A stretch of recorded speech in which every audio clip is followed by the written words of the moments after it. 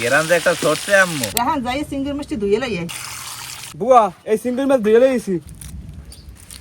আমাকে চিংড়ি মাছ কোটা হয়ে গেছে, আর পাড়ার উপরে চিংড়ি মাছ হালাইয়া পুতাই দিয়ে শেষতে হইবে।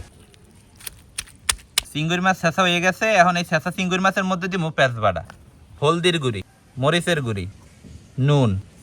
এখন সবকিছু একলগে মাখতে হইবে। এখন এই গরম তেলে ভাজতে হইবে। খালি বানান নেই দিবে। হ্যাঁ আর লে এত সহজ। আরে আল্লাহ, এই আপনারা কো মিস দেবেন শোন, বাড়তে বইয়া পাড়ার উপরে চিংড়ি মাছ হালাইয়া পুতাই দিয়ে শেষছে একালে শেষা চিংড়ি মাছ ভাজা বানাই হালাইবেন। চিংড়ি মাছের এক পিঠ ভাজা হয়ে গেছে, এখন উল্টাই আর এক পিঠ ভাজতে হইবে। গেরান যে একটা সরছে আম্মু। রবিন শেষা চিংড়ি মাছ ভাজা হয়ে গেছে। চিংড়ি মাছ শেষে ভাজা হয়ে গেছে, এখন খালি খাওয়াই না পালা। বিসমিল্লাহ। বিসমিল্লাহ।